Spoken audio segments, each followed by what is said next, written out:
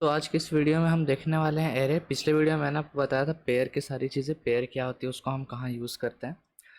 Array देखो क्या होता है। अब आप सोच रहे होगे कि एरे जो है वो तो हमको पता है कि भाई कि एरे क्या होता है, लेकिन आपने जो एरे पढ़ा है ना वो सी स्टाइल एरे है। अब इसका क्या मतलब है? सी स्टाइल एरे का मतलब है कि आपको पता है कि सी प्लस प्लस जो है, सी प्लस प्लस जो है वो सी से ही बना है। ठीक है, तो सी में जो एरे यूज़ किया जाता था ना, वही हम डिटो सी प्लस प्लस में भी यूज़ करते आ रहे हैं। ठीक है, कब तक? जब तक सी प्लस प्लस 11 का अपडेट ना आया था। ये एक वर्जन का नाम है सी प्लस प्लस 11। तो 2011 में इसका एक अपडेट आया था जिसमें एच टी एल को इंट्रोड्यूस किया गया था। तो वहाँ पर बोला गया कि भाई हम सी का अब एरे को यूज़ नहीं कर सकते हैं, हमको अपना एक एरे का अलग कॉन्सेप्ट बनाना होगा सी प्लस प्लस में। तो जब एच टी एल इंट्रोड्यूस किया गया तो एच टी एल के अंदर ही ये एरे कंटेनर को भी लाया गया। ठीक है, अब ये जो एच टी एल के अंदर का जो एरे है वो थोड़ा डिफरेंट है सी प्लस प्लस के, सॉरी सी स्टाइल एरे से। ठीक है, वो डिफरेंस क्या है वो हम आपको बताएंगे, और सिमिलैरिटीज़ क्या है वो भी हम आपको बताएंगे। चलो पहले बात करते हैं हम डिफरेंस की। तो डिफरेंस क्या है?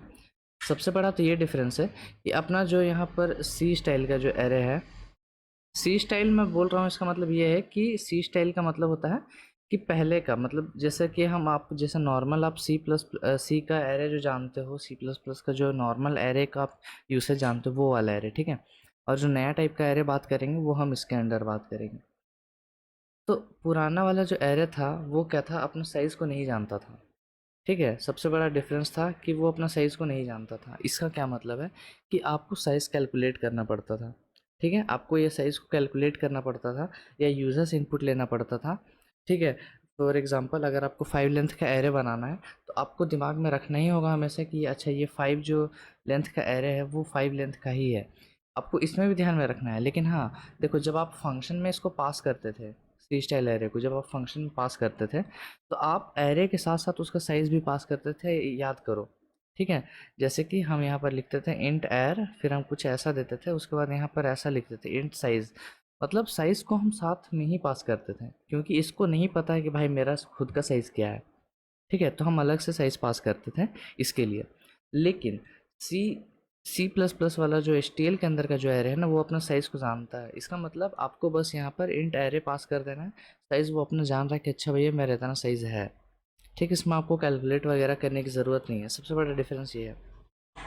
दूसरा जो मेन डिफरेंस क्या है कि अपना जो सी स्टाइल का जो एरे है ना वो पॉइंटर में डीके कर जाता है।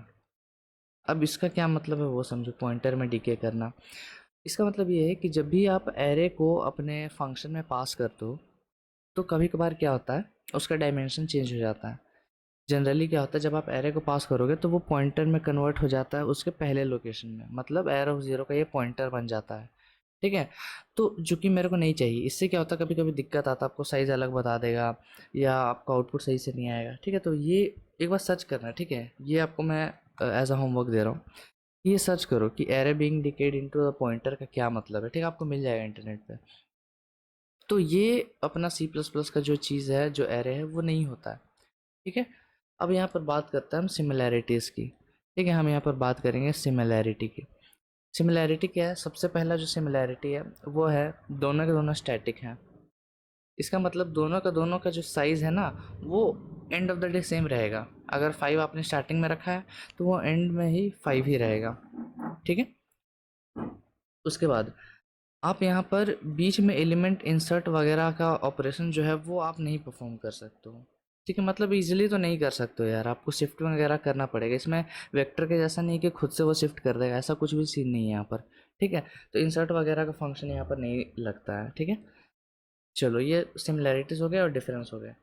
अब हम यहाँ पर क्या करते हैं, सीधा प्रोग्राम में चलते हैं। आपको एच टी एल का एरे यूज़ करना है तो आपको यहाँ पर इसका लाइब्रेरी इंक्लूड करना पड़ेगा जिसका नाम है एरे। ठीक है, एरे इटसेल्फ इसका नाम है। उसके बाद एरे को डिफाइन करना है तो हम वो किस तरह से करते हैं वो देखो। आपको एरे कीवर्ड का यूज़ करना है। याद करो वेक्टर को बनाने के समय हम क्या यूज़ करते थे, वेक्टर यूज़ करते थे। तो अब एरे बनाना है तो एरे यूज़ करेंगे। एरे के अंदर इंट टाइप का डेटा होगा तो हम इंट करेंगे। ठीक है, और एरे का नाम दे देंगे मान लो एर। ठीक है, ये मेरा डिक्लेयर हो गया। लेकिन अभी एक एरर है। क्या एरर है? मैंने आपको क्या बताया कि आपका जो ये एरे है वो एक स्टैटिक टाइप का होगा। मतलब उसका साइज़ पहले से ही आपको बताना होगा और वो चेंज नहीं होगा। तो साइज़ बताने के लिए हम क्या करेंगे, इसी ब्रैकेट के अंदर हम साइज़ दे देंगे, जैसे कि कॉमा 5। तो ये 5 क्या बता रहा है, इसका साइज़ क्या है इस एरे का, ठीक है। अब ये जाके यहाँ पर आपका जो पूरा एरे है 5 लेंथ का वो बन चुका है, ठीक है। अब जो इम्पोर्टेंट चीज़ हम यहाँ पर देखेंगे, जैसे वेक्टर में अगर मैं कोई वेक्टर बनाता 5 लेंथ का मान लो, तो उसमें एलिमेंट्स क्या स्टोर होते हैं बाय डिफ़ॉल्ट, 0। एक बार हम क्या करते हैं, यहाँ पर भी आपको हम दिखा देते हैं कि क्या ये यहाँ पर भी क्या वो 0 स्टोर कर रहा है या गार्बेज वैल्यू स्टोर कर रहा है, सी स्टाइल के जैसा, ठीक है। तो हम यहाँ पर देख लेते हैं, आई आएगा, ठीक है। इसको हम रन करते हैं, एक बार देखते हैं यहाँ पर क्या आता है। तो ये इंपॉर्टेंट है, देखो ये गार्बेज वैल्यूज़ दे रहा है सारा का सारा। मतलब जो अपना सी प्लस प्लस स्टाइल का भी जो एरे है, मतलब एच टी एल का भी जो एरे है ना, वो भी गार्बेज वैल्यू को ही स्टोर करता है, वो जीरो वगैरह भी स्टोर नहीं करता। तो ये भी एक सिमिलैरिटी आप नोट कर सकते हो, ठीक है। अब इसमें मान लो एलिमेंट्स डालना है, तो हम यहाँ पर डायरेक्ट इनिशियलाइजेशन सीखा है हमने, तो हम यहाँ पर ऐसा डायरेक्ट इनिशियलाइज कर सकते हैं, ठीक है। ये चीज़ इंपॉर्टेंट है। एक और काम करते हैं, यहाँ पर एक फंक्शन बना लेते हैं ना, जो अपना ये एरे है उसको प्रिंट करता रहेगा, ताकि हमको बार बार प्रिंट के लिए मेहनत ना करना पड़े, ठीक है। इसके अंदर हम क्या पास करने वाला है, अपना एरे को पास करना है। तो एरे पास करने की टेक्निक मैंने आप लोगों को ऑलरेडी वेक्टर में बताया है। और याद रखो, ये जो हम वेक्टर में बनाते हैं, अपना जो अपने जैसे वेक्टर में सारी चीज़ें करते हैं ना, फंक्शन वगैरह, वो सेम चीज़ सारा एचटीएल में, सारा एचटीएल के कंटेनर्स में लागू होगा, ठीक है। तो मैं आपको बताते भी चलूँगा, जहाँ पर ये फंक्शन जैसे कि इसमें पुश बैक पॉप बैक ये वाला एरे में वो काम नहीं करता है, ठीक है। तो ये सारी चीज़ हम आपको बताते रहेंगे। वर्ड प्रिंटर है, हमने ऐसा पास कर दिया अपना एरे। उसके बाद यहाँ पर क्या करते हैं, सी आउट, अच्छा,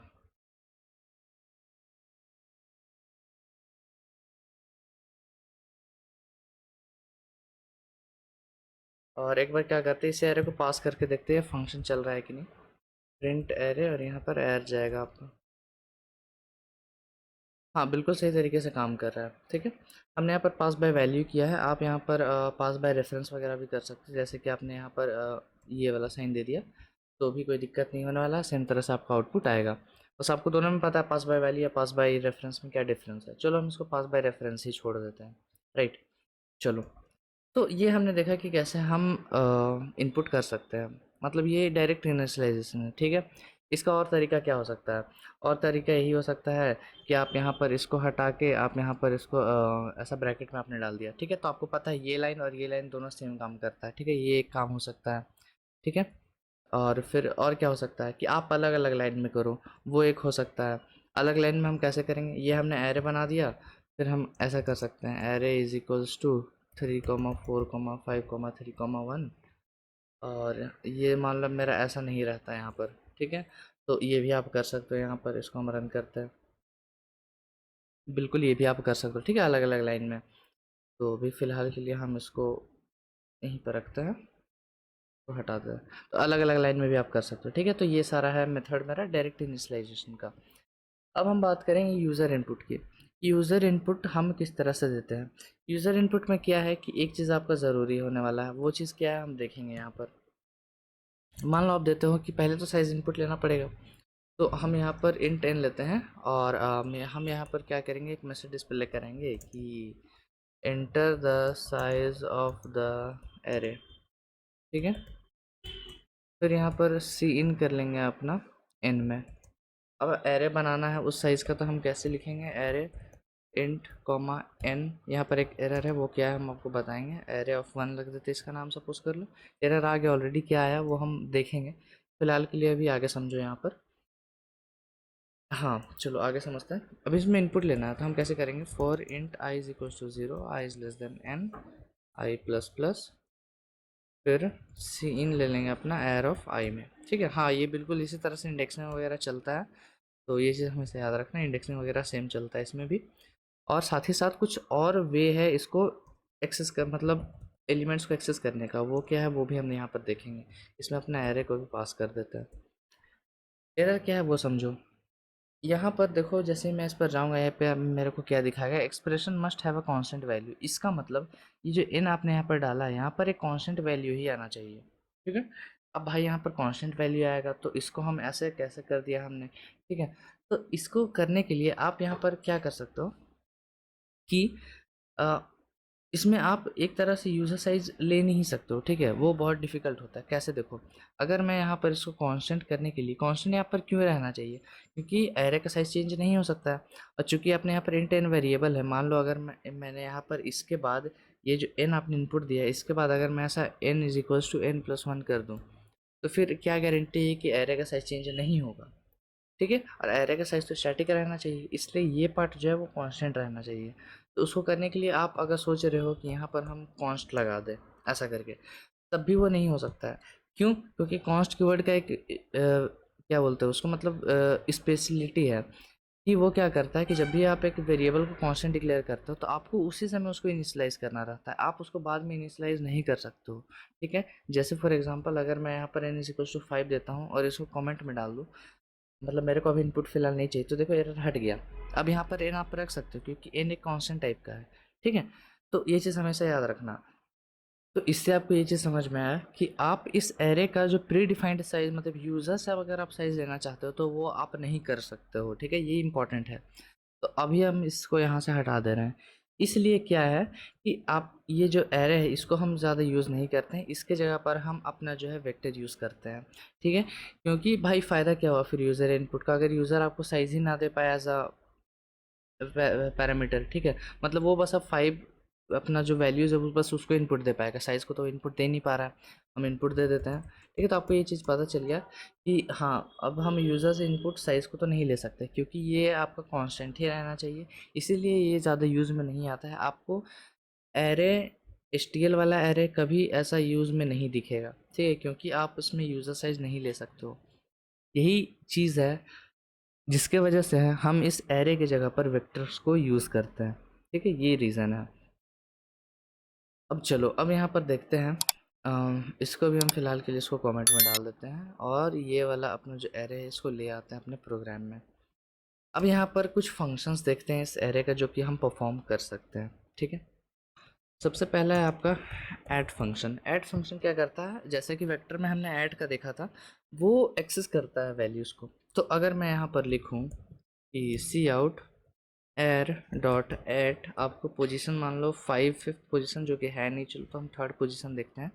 उसमें क्या एलिमेंट्स अगर आपको देखना है इनपुट कराते हैं तो आपको देखो कि 3 है आपका 3rd इंडेक्स में। ठीक है, तो ये 0th इंडेक्स है, ये 1st इंडेक्स, 2nd इंडेक्स और ये 3rd इंडेक्स। तो 3rd इंडेक्स पर आपका 3 है तो 3 आपको आउटपुट में दिखा रहा है।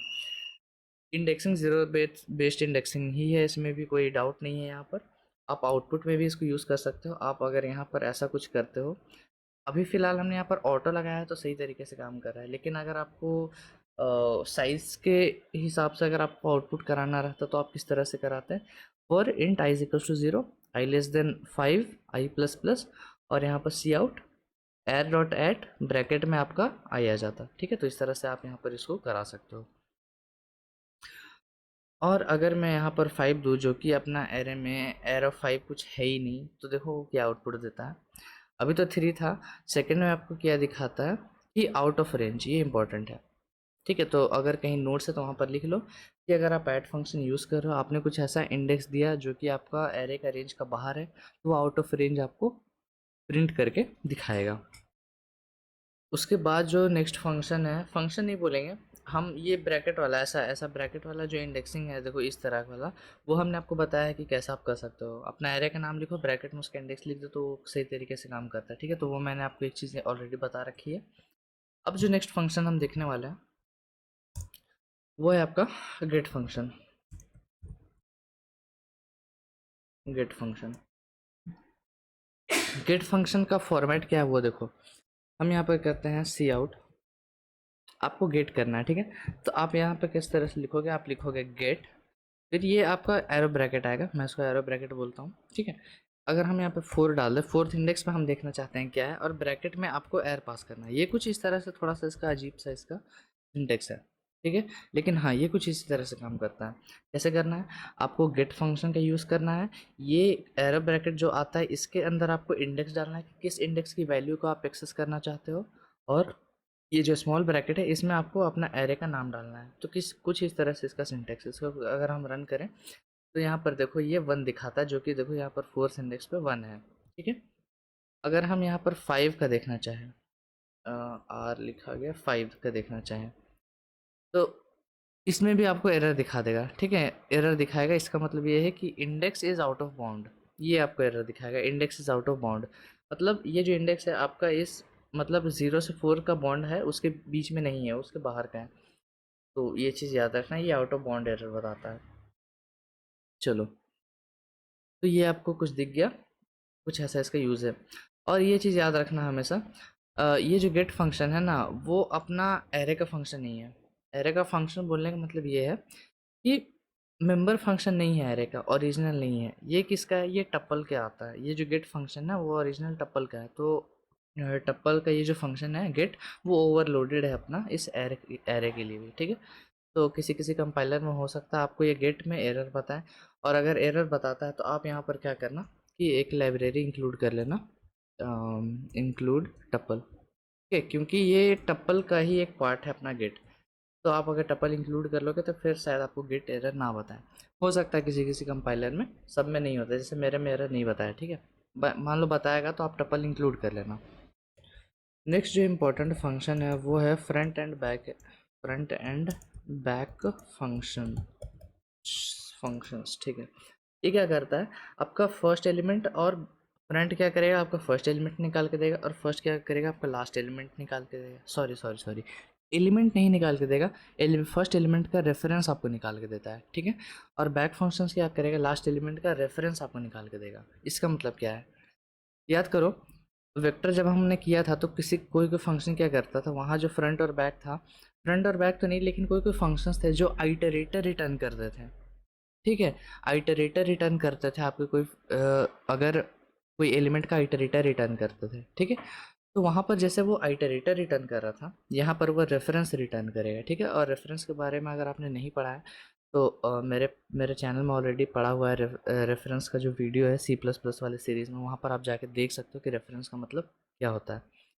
तो फिलहाल हम क्या करते हैं यहाँ पर, रेफरेंस हम किस तरह से बनाते हैं, तो हम ऐसे बनाते हैं कुछ रेफरेंस। ठीक है, ये एड्रेस ऑफ ये एम्परसेंट का जो साइन है वो आपको बताएगा कि अच्छा ये जो एफ है वो रेफरेंस है। ठीक है, आपको एर का फ्रंट देखना है तो हम यहाँ पर लिखेंगे एर ऑफ फ्रंट, और यहाँ पर ऐसा ब्रैकेट आएगा। ठीक है, और अगर आप यहाँ पर सी आउट करोगे, एफ़ को डायरेक्टली करा सकते हो वहाँ पर, उसमें आस्ट्रिक्स वगैरह की ज़रूरत नहीं है। तो फर्स्ट एलिमेंट आपको प्रिंट होकर मिलने वाला है जो कि है 3।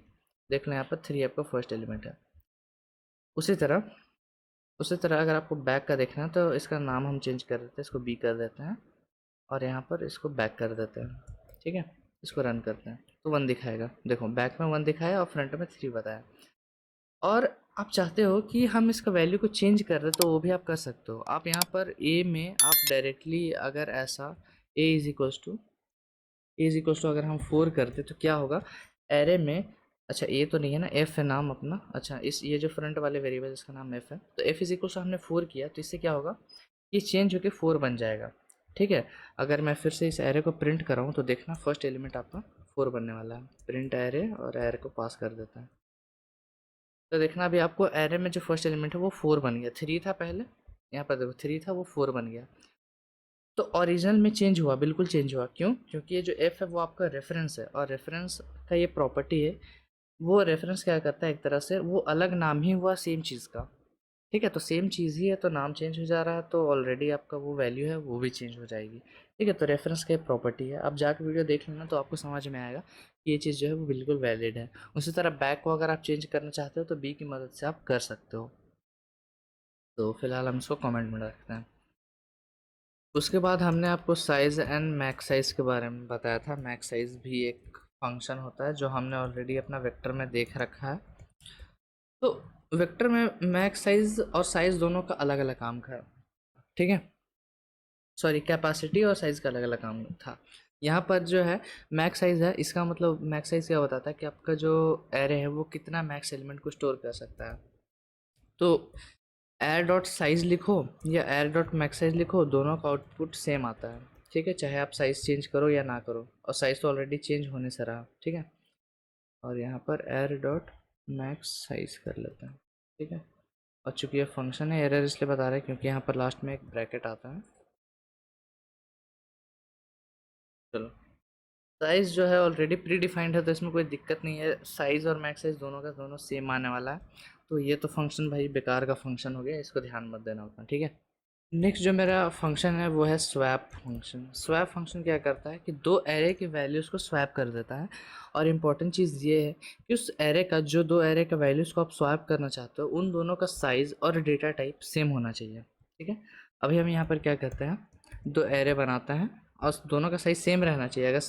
अगर आपका दोनों का जो साइज़ है वो अलग अलग हुआ तो फिर वो काम नहीं करेगा ये स्वैप फंक्शन, ठीक है। इसमें मान लो एलिमेंट्स डालते हैं 1 2 3 4, ठीक है। और उसी तरह अपना दूसरा एरे बनाते हैं, इसका एयर ऑफ 2 इसका नाम रख देते हैं। और इसके अंदर जो वैल्यूज़ है वो रखते हैं 5 6 7 8, ठीक है। तो एरे ऑफ 1 में आपका 1 से लेकर 4 वैल्यूज़ है और एरे ऑफ 2 में 5 6 7 8 है। अब हम दोनों का स्वैप करेंगे। स्वैप हम किस तरह से करते हैं, air of 1 dot swap bracket में जाएगा एयर ऑफ 2। और ये ऑर्डर मैंने आपको ऑलरेडी बता के रखा हुआ है पेयर वाले वीडियो में कि ये ऑर्डर चेंज हो सकता है। मतलब एरे ऑफ 2 इधर चला जाए, एरे ऑफ 1 इधर चला जाए, उससे मतलब नहीं है, ठीक है। अब हम दोनों एरे को प्रिंट कराते हैं। प्रिंट एयर ऑफ 1, उसी तरह प्रिंट एयर ऑफ 2, ठीक है। तो यहाँ पर आपको साफ साफ दिख रहा है क्या एरर आ रहा है यहाँ पर, रेफरेंस टू। अच्छा देखो यहाँ पर एरर इसलिए बता रहा है, यहाँ पर देखो एरर इसलिए बता रहा है क्योंकि हम 4 साइज़ का एरे पास कर रहे हैं अपने फंक्शन में, लेकिन फंक्शन ऑलरेडी ये जो 5 साइज़ का जो अपना ये एरे है उसको एक्सेप्ट कर रहा है। तो अभी फ़िलहाल के लिए हम इसका साइज़ को 4 कर देते हैं, ठीक है। तब कोई एरर नहीं आना चाहिए। देखो ये स्वैप हो चुका है वैल्यू। हम पहले एरे ऑफ 1 को प्रिंट करा रहे हैं तो वो 5 6 7 8 हो रहा है, जो कि पहले 1 2 3 4 था। और एरे ऑफ 2 जो कि 5 6 7 8 था वो 1 2 3 4 हो गया। तो दोनों का जो वैल्यू है वो चेंज हो चुका है, ठीक है। तो ये चीज़ याद रखना। अभी हम फ़िलहाल के लिए इसको 5 ही रखते हैं, ओरिजिनल अपना जो ये एरे है उसके हिसाब से। इसको कमेंट में डाल देते हैं। ये कोड जब आपको मिलेगा डिस्क्रिप्शन से, आप जब डाउनलोड करोगे तो ध्यान रखना कि ये क्यों नहीं एरर दिखा रहा है, क्योंकि हम 4 लेंथ का एरे पास कर रहे हैं फंक्शन 5 के लिए, ठीक है। नेक्स्ट जो फंक्शन है वो है एम्प्टी। एम्प्टी क्या करता है, ऑलरेडी मैंने आपको बताया। एम्प्टी फंक्शन क्या करता है, आपका चेक करता है कि आपका जो कंटेनर है वो खाली है कि नहीं। यहाँ पर कंटेनर मेरा एरे है, तो हम क्या करते हैं, एक नया एरे बना लेते हैं जो कि खाली रहेगा। खाली क्यों रहेगा, क्योंकि उसका साइज़ हम 0 डाल देंगे। ध्यान रखना किसी भी एरे जिसका साइज़ 0 है वो खाली रहेगा। जैसे कि आपने साइज़ यहाँ पर 1 डाल दिया, भले ही उसमें एलिमेंट्स रहे या ना रहे, लेकिन वो एम्प्टी नहीं कहलाएगा। इसका मतलब क्या है वो हम आपको बताते हैं। यहाँ पर हम करेंगे एरे ऑफ 1, ठीक है। उसके बाद हम यहाँ पर अपना टर्नरी फंक्शन यूज़ करेंगे। हम यहाँ पर लिखेंगे कि नॉट अपना जो एर डॉट एम्प्टी, ठीक है, क्वेश्चन मार्क सी आउट। ये नॉट एम्प्टी, इसका मतलब ये फंक्शन ट्रू रिटर्न करेगा अगर मेरा जो ये जो इसको एक काम करते हैं, इसको नॉट को हटा देते हैं थोड़ा सिंपल रखने के लिए। हाँ, ये ट्रू कब होगा, जब मेरा एरे जो है वो एम्प्टी होगा। और एम्प्टी अगर ये ट्रू होता है ये टर्नरी में, तो अपना पहला जो आर्ग्यूमेंट है वहाँ पर जाता है। यहाँ पर हम लिख देंगे कि अपना जो एरे है इज़ एम्प्टी, ठीक है, एम्प्टी। और यहाँ पर सेकंड पार्ट में लिख देंगे कि C out array is not empty, ठीक है। हाँ चलो, अच्छा ऐसा यहाँ पे ये नहीं आने वाला है, हाँ चलो ठीक है। अभी चूंकि ये एम्प्टी है तो मेरे को दिखाएगा एरे इज नॉट एम्प्टी। अच्छा हाँ देखो ये नॉट एम्प्टी क्यों बता रहा है, क्योंकि देखो मैंने यहाँ पर एरे ऑफ 1 लिखा है, तो और ये एर ये वाला एरे को ले रहा है, ठीक है। तो ये तो एम्प्टी नहीं है, तो नॉट एम्प्टी दिखाया, सही है। मतलब यहाँ पर अगर हम एर ऑफ 1 डालें जो कि अभी एम्प्टी हो गया, मतलब ये दूसरा एरे हमने डाला, तो दिखाएगा एरे इज एम्प्टी, जो कि हाँ ये बिल्कुल एम्प्टी है। और जैसे ही अगर हम इसका साइज 3 कर दें, सपोज कर लो, फिर अगर हम इसको रन करें तो दिखाएगा एरे इज़ नॉट एम्प्टी। तो ये चीज़ याद रखना कि एरे में आपने भले ही एलिमेंट्स ना डाले हों, लेकिन उसके अंदर तो एलिमेंट्स प्रेजेंट है गार्बेज वैल्यू के रूप में, ठीक है। तो ये चीज़ इंपॉर्टेंट हो जाता है एम्प्टी फंक्शन के लिए। तो अभी हम फिलहाल के लिए इसको 0 रखते हैं। एम्प्टी फंक्शन भी मैंने आपको यहाँ पर बता दिया है। नेक्स्ट जो फंक्शन है वो है फिल फंक्शन। फिल फंक्शन क्या करेगा, आपका एरे को फिल कर देगा किसी एक पर्टिकुलर वैल्यू से, ठीक है। अभी ये हम एक एरे बनाया हमने एयर ऑफ 1, ठीक है। अभी इसमें कोई भी एलिमेंट्स नहीं है, ठीक है। इसमें कोई भी एलिमेंट्स यहाँ पर अभी प्रेजेंट नहीं है। आप चाहते हो कि इस एरे में हम जो अपना इसमें कुछ एलिमेंट्स हम फिल कर दें कोई एक पर्टिकुलर वैल्यू से, और वही वैल्यू सारा मतलब जो एरे है सारे हर एक पोजीशन पे वही वैल्यूज़ आ जाएंगे। तो अगर हम यहाँ पर ज़ीरो डालें और फिर आप इस एरे को अपना प्रिंट करा के देखें, ब्रैकेट में डाल देते हैं एयर ऑफ 1, तो यहाँ पर देखो 0 0 0 0 5 टाइम्स आना चाहिए, ठीक है। ये काम नहीं किया, देखते हैं क्या एरर है। अच्छा हाँ, देखो यहाँ हमने एयर एयर को फिल किया है 0 से, ठीक है। हमको एयर ऑफ 1 को फिल करना है, ये बार बार एरर हो जा रहा है इसकी वजह से। तो देखो वो 0 आ गया, ठीक है। देखो वो 0 आ गया। आप ऑलरेडी डिफाइंड जो एरे है उसको भी अपडेट कर सकते हो फिल से, ठीक है, और उसको भी अपडेट कर सकते हो फिल से। तो ये चीज़ इंपॉर्टेंट है। हम कमेंट में डालते एरर क्या था, पता चला ना कि यहाँ हमने एयर ऑफ 1 बनाया, हम इसको फिल करना चाहते थे, लेकिन हमने यहाँ जो ओरिजिनल एरे ऊपर बना के रखा है इसको हमने फिल कर दिया था, ठीक है। तो इसलिए वो एरर हो रहा था। ये सारे इंपॉर्टेंट चीज़ है, इंपॉर्टेंट फंक्शन जो आप एरे में यूज़ करोगे। और ये एरे जो है वो बस नॉलेज पर्पज़ के लिए, ठीक है। आप इसको यूज़ नहीं करने वाले हो कहीं भी। अगर आपको यूज़ करना ही है तो कंटेनर भी यूज़ करना है जिसके अंदर आपको बहुत सारा फंक्शन लगाना है, तो आप वेक्टर ही यूज़ कर लो, वो ज़्यादा अच्छा होता है। वहाँ आप इंसर्ट वगैरह ईजिली कर सकते हो, साइज़ वगैरह यूज़र्स इनपुट ले सकते हो, ठीक है। चेंज भी कर सकते हो साइज़ को अपने हिसाब से। तो वो बेटर एक अल्टरनेटिव है इस एरे से। और आपको एरे यूज़ ही करना तो सी स्टाइल एरे यूज़ कर लो, वो फिर भी इससे अच्छा है, ठीक है। तो आई होप आपको ये एरे समझ में आया होगा कि कैसे ये एरे को हम बनाते वगैरह हैं। अब नेक्स्ट जो वीडियो है उसमें हम कोई नया टॉपिक लेके आएंगे। तब तक के लिए अगर वीडियो अच्छा लगा तो लाइक कर देना, चैनल को सब्सक्राइब करना, अपने दोस्तों के साथ शेयर करना। हम मिलेंगे आपसे नेक्स्ट वीडियो में, तब तक के लिए keep coding and bye bye.